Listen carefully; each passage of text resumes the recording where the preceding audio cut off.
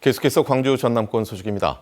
이재명 더불어민주당 대표가 최상목 권한대행은 국무위원으로도 대통령 권한대행으로도 자질과 자격을 갖추지 못한 사람이라고 직격했습니다.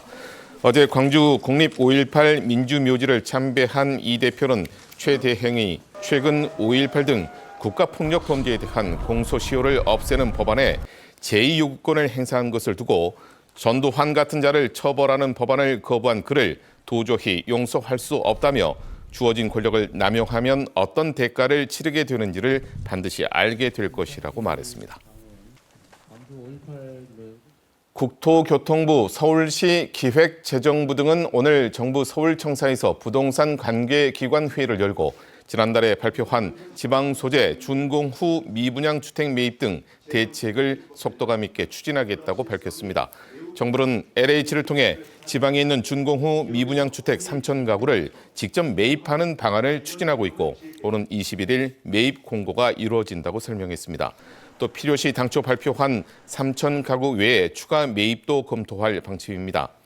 지난 1월 기준 전남의 준공후 미분양 물량은 2,445가구로 전국에서 두 번째로 많았습니다. 전국에 40개 의대가 있는 대학 총장들이 의대생들의 집단 휴학을 불허하기로 합의한 가운데 조선대학교가 의대생들의 휴학원을 모두 반려하기로 했습니다. 조선대는 수업의 4분의 1이 지나는 3월 28일 이후에 복귀할 경우 학칙에 따라 처리하겠다는 의대 학장 명의의 서신을 휴학생들에게 발송했습니다. 또 군입대 등 특별 휴학이 아닌 휴학원은 모두 반려하기로 했습니다. 전남대도 3월 말까지 복귀하지 않으면 학칙에 따른 불이익을 받을 수 있다고 의대 휴학생 전원에게 통보했습니다. 국내에서 1년 10개월 만에 구제역이 재발한 이후 닷새 만에 확진 농가가 두 자릿수로 늘었습니다. 전라남도는 어젯밤 영암군의 최초 구제역 발생 농가 방역대 내에 있는 한우농장 두 곳에서 각각 키우던 소 2마리와 1마리가 확진 판정을 받아 긴급 살처분 조치했다고 밝혔습니다.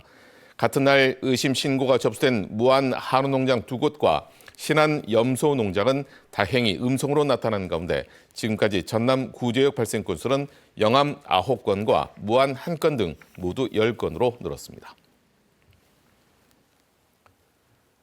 학교 법인과 토지 소유자의 갈등으로 4개월째 이어지던 대광여고와 서진여고 학생들의 통학로 불편 문제가 해소됐습니다. 광주시 교육청에 따르면 홍복학원 임시이사회와 토지 소유자 등이 학교 법인에 조속한 정상화를 통해 통학로 문제를 해결하기로 합의함에 따라서 오늘 컨테이너가 철거됐습니다. 대광 서진여고 통학로는 부지를 소유하고 있는 민간 개발업체가 소유권을 행사하기 위해 지난해 11월 컨테이너를 설치하면서 통행에 불편이 발생했습니다. 여자 프로배구 페퍼저축은행이 시즌 최종전에서 패하면서 4년 연속 꼴찌로 시즌을 마무리했습니다. 페퍼저축은행은 어제 열린 현대건설과의 시즌 최종전에서 실책을 남발하며 1대3으로 졌습니다. 이로써 페퍼저축은행은 시즌 전적 11승 24패, 승점 35점으로 4년 연속 꼴찌에 머물렀습니다. 그러나 지난 3년 동안 따라다녔던 승점 자판기라는 오명에서 벗어나 첫 두 자릿수 승리와 역대 최다승 그리고 전 구단 상대 승리라는 의미 있는 결실을 이루며 다음 시즌을 기대하게 했습니다.